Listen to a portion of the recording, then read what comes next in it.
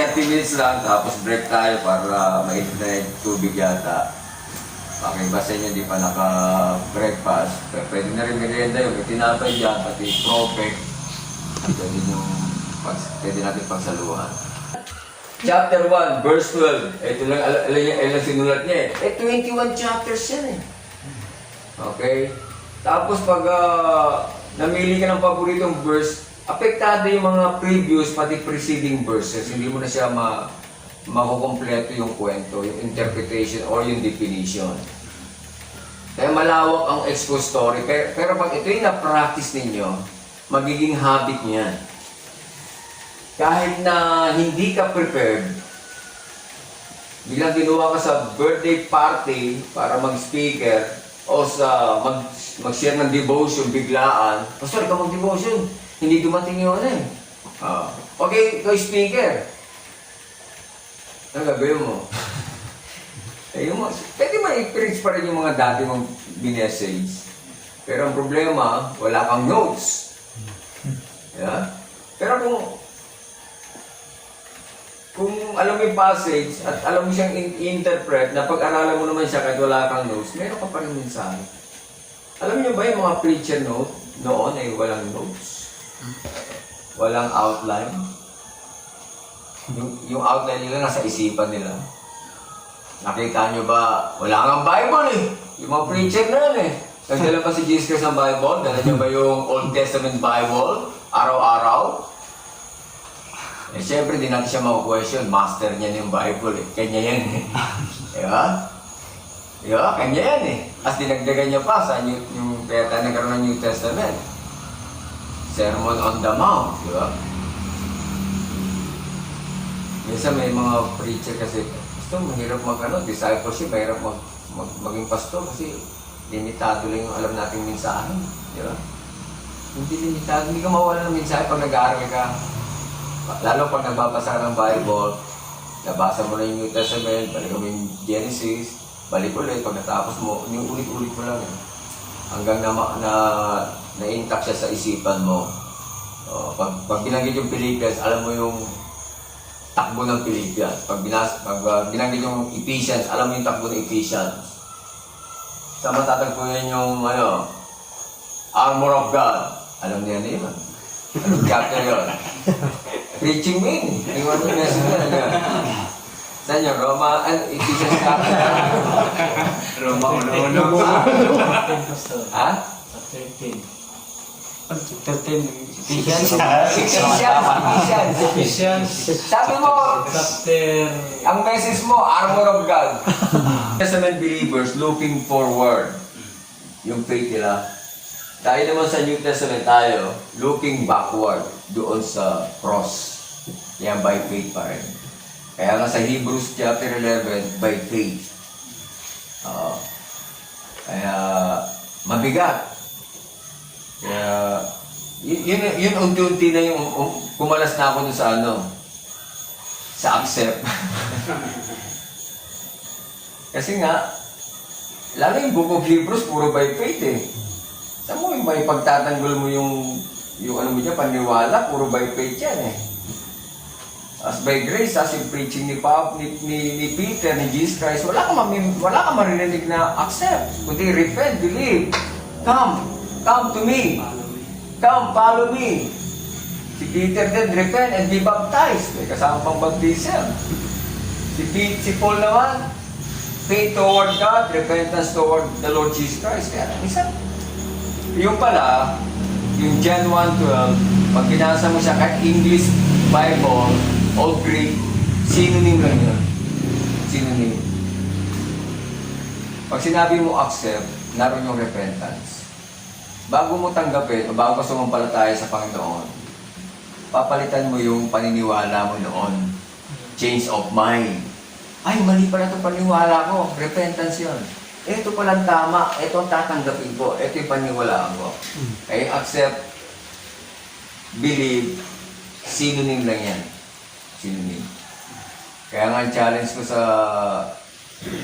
pinipilit ko yung salita accept. Basahin yung Book of John. Baka isang beses lang nga binanggit yung salita accept dyan sa Book of John eh. Puro believe. Whosoever believe. Believe and obey. Yan yung aklat ni Jan eh. Puro believe. Hanggang sa dulo, believe.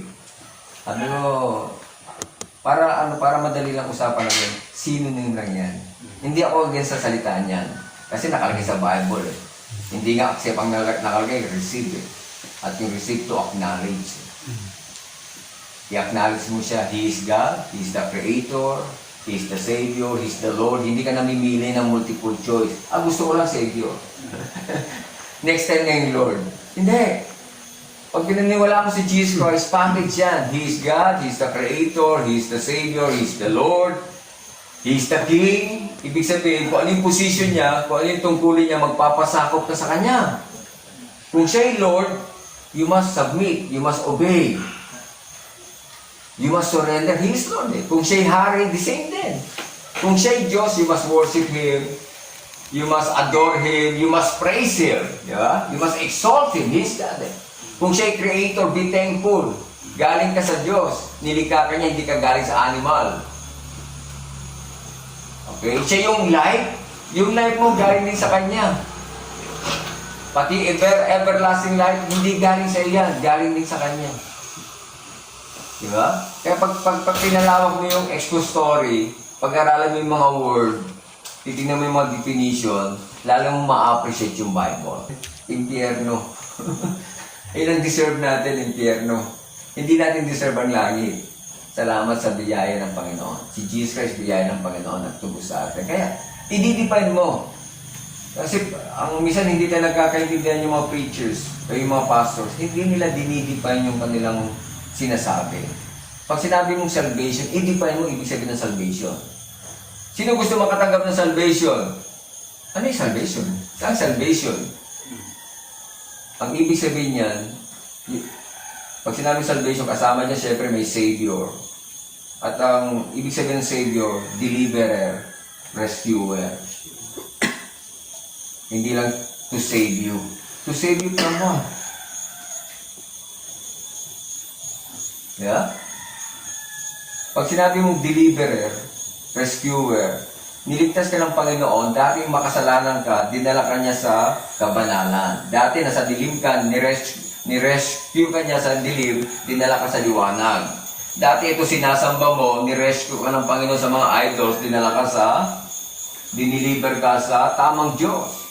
Katulad ng Thessalonians, they turned from idols to serve the living and true God. Isa ganyan ginagawa ng mga Kristyano ngayon. Dati sila nasusunod. Di ba yung kalooban lang? Kasi yung tao kasi nasusunod tayo eh. No? Di ba yung will natin? Nung sila sumampalataya kay Jesus, di ba walang pagsisisi? Sumampalataya sila kay Jesus na walang pagsisisi. Kaya yung buhay nila, sila pa rin ang nasusunod. Minsan si Jesus, minsan sila. Walang pagsisisi yun. Nakuha niyo? Na kung saan yung salvation nila, naniwala sila kay Jesus, o tumanggap kay Jesus, pero bakit hanggang ngayon sila pa rin nasusunod? Hindi si Jesus. Minsan nagkakamali tayo, pero babangon ka. Kasi alam mo si Jesus na yung Panginoon mo. Kaya nga si Pablo, I am crucified with Christ, nevertheless I live. Mabigat na talata yun. Alam niyo ba yung talatang Galatians 2:20? Yun ang salvation ni Pablo. Kaya i-preach mo yan, salvation yan. Kasi ang topic dun sa Galatians, tungkol sa mga Galatians na sinasama nila yung circumcision, naging false gospel na sila, different gospel. Wala ni favoritos mga pastor. Basta mag-rest na. Nice na. Mga naikapi. Yung kauban nga mga alagad sa Ginoo diri, willing magtuon sa pulong sa Ginoo. Praise God. Muna yung favorito nila. Sigunit na itong kape. Chuku. Favorito na nila. Okay. Mo sana mong baton mga brother and sister samtang samtang wala pa na rest.